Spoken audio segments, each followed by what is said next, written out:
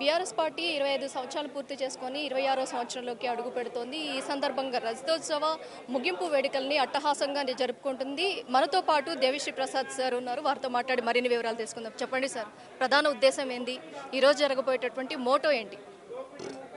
గత 25 సంవత్సరాలుగా తెలంగాణ నేల విముక్తి కోసం 14 సంవత్సరాలు, ఆ తర్వాత 9.5 సంవత్సరాలు తెలంగాణ వికాసం కోసం, ఈ 2.5 సంవత్సరాలు తెలంగాణ వికాసాన్ని విధ్వంసం చేస్తున్నటువంటి కాంగ్రెస్ పార్టీకి వ్యతిరేకంగా ఒక సుదీర్ఘకాలం 3 పాత్రలు పోషించడంలో సమర్థవంతమైనటువంటి పాత్ర పోషించినటువంటి గులాబీ జెండా ఇది. కాబట్టి ఈ గులాబీ జెండా భవిష్యత్తులో రెపరెపలాడాలంటే మా క్యాడర్కి అందరికీ కూడా దశ దిశ నిర్దేశించడానికి కేసీఆర్ గారు మా ప్లీనరీ సమావేశానికి వస్తున్నారు. కానీ ఈ గులాబీ జెండా ఎన్ని త్యాగాలు చేసింది, అనేక మంది అమరవీరులు, అసలు తెలంగాణ అంటేనే గొంతు కోయడం, నాలుకలు కోయడం, ఎన్కౌంటర్లు చేయడం, నక్సలైట్ అని ముద్ర వేయడం అనేటువంటి విషయాల మీద చాలామంది చాలా రకాలుగా ఈ పార్టీ మీద విధ్వంసం చేసే ప్రయత్నం చేశారు. అయినప్పటికీ కూడా కేసీఆర్ గారు ఒక నిటారుగా నిలబడి తెలంగాణ రాష్ట్రాన్ని సకల జనుల మద్దతుతో సాధించినటువంటి సందర్భం. తెలంగాణ చిత్రపటాన్ని భారతదేశంలో ఆవిష్కరించినటువంటి గొప్ప నాయకుడు కేసీఆర్ గారి మీద ఎవరెన్ని కూతలు కూర్చున్నారు. గులాబీ జెండాలో చాలా వరకు పార్టీ ఫిరాయింపులు ఎక్కువగా జరిగాయి. దీన్ని ఎలా చూస్తారు? ఒక రాజకీయ పార్టీలో పార్టీ ఫిరాయింపులు అనేటువంటి సహజం. ఎందుకంటే నిజంగానే గులాబీ పార్టీ నుంచి పోయిన వాళ్ళు మరి బయట ఏమి చేస్తున్నారు అనేది మనం అందరం చూస్తూ ఉన్నాం. రాజకీయ పార్టీలకి రావడం పోవడం అనేటువంటిది మామూలే, వస్తుంటారు పోతుంటారు. ఇది ట్రైన్, మనం ఎక్కుతుంటారు, స్టేషన్లో దిగుకుంటారు. కానీ చివరి వరకు గమ్యం చేరే వరకు ఉండేటోళ్ళం చాలామంది ఉన్నాం. మాలాంటి వాళ్ళం ఒకరు ఇద్దరు పోయినంత మాత్రాన 60 లక్షల మంది సైనికులు ఉన్నాం. కేసీఆర్ ఆలోచన విధానం ఉంది, అద్భుతమైన ఆణిముత్యం లాంటి మా కేటీఆర్ గారు, హరీష్ రావు గారు ఉన్నారు. వారి నాయకత్వంలో ముందుకు పోతాం.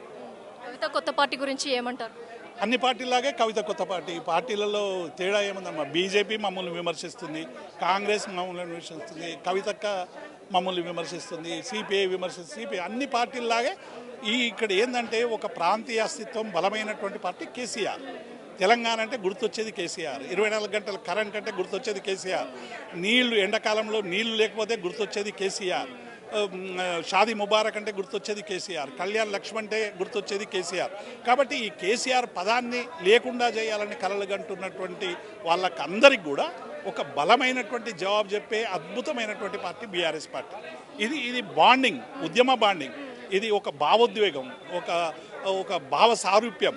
ఉద్యమ బాండింగ్ ఉన్నటువంటి పార్టీ ఉద్యమకారులను చాలా చిన్న చూపు చూస్తోంది అనేది మాత్రం చాలా వరకు ప్రతిపక్షాలు అంటున్నటువంటి ధోరణి. ప్రతిపక్షాల చిన్న చూపు చూడడానికి ప్రయత్నం చేస్తున్నారు. ఉద్యమకారులు హిమాలయాల కంటే గొప్పలమ్మ. వాళ్ళ త్యాగాలు మనం వెలగట్టలేవు. వాళ్ళ త్యాగాలను ₹1 కోటి 250 గజాల ఇల్లుతోని, లేకుంటే వాళ్ళకు పూలమాలతోని కాదు. ఇలా అమరవీరులందరూ ఏమాకాంక్షించారు? 24 గంటలు కరెంటు కావాలనుకున్నారు, నీళ్లు కావాలనుకున్నారు, సంక్షేమం కావాలనుకున్నారు, అసమానతలు లేని సమాజం కావాలనుకున్నారు. దానికోసం కదా కేసీఆర్ ప్రయత్నం చేస్తూ ఉన్నాడు. అమరవీరులను అత్యంత గౌరవించింది కేసీఆర్ గారు. చనిపోయినటువంటి కుటుంబాల్లో ఎలిజిబిలిటీ ఉన్నటువంటి అందరికి కూడా ఉద్యోగాలు ఇచ్చిండు. ఇలా ప్రభుత్వ ఉద్యోగులుగా గుంచిండు. 700 మంది కళాకారులకి, కుటుంబాలకు అందరికి కూడా ఉద్యోగాలు ఇచ్చి రథసారథి ఉద్యోగాలు ఇచ్చిండు. రాజకీయాల్లో అనేక మందికి అద్భుతమైనటువంటి అవకాశాలు ఇచ్చిండు. ఎమ్మెల్సీ కావాల్సిన ఎమ్మెల్సీ చేసిండు, ఎంపీలను చేసిండు, మంత్రులను చేసిండు, మార్కెట్ కమిటీ చైర్మన్లను చేసిండు, జిల్లా పరిషత్ చైర్మన్లు చేసిండు, డీసీసీబీ చైర్మన్లను చేసిండు. ఒక్కరిని కాదు, అనేకం రాజకీయాల్లో అవకాశాలు ఉన్న దగ్గర చేసిండు. ఇంకా చేయాల్సినటువంటి అవసరం ఉంది. మళ్ళీ మేము అధికారంలోకి వచ్చినాక డెఫినెట్గా గతంలో జరిగినటువంటి చిన్న పొరపాట్లను సరి చేసుకొని ముందుకు పోయి ఒక అద్భుతమైనటువంటి పరిపాలన అందించేటువంటి నాయకుడిగా కేసీఆర్ గారు దేశంలోనే ముందుంటారు. ఫైనలీ అధ్యక్షులు ఇచ్చేటటువంటి సూచన ఏ విధంగా ఉండబోతుంది అనుకుంటున్నారు ఇవాళ జరిగేపటి ప్లీనరీ మీటింగ్లో? సహజంగానే కేసీఆర్ గారు అంటే ఒక ఉద్వేగం ఉంటుంది, ఒక భావోద్వేగం ఉంటుంది. ఆయన పిలుపు వినాలని చూస్తారు. ప్రజలకు ఆయనకి ఇచ్చే పిలుపు ఒక ఫర్మానాలాగా ఉంటుంది. కాబట్టి డెఫినెట్గా కేసీఆర్ ఇచ్చే మాటలకు అందరం కూడా ఎదురు చూస్తూ ఉన్నాం.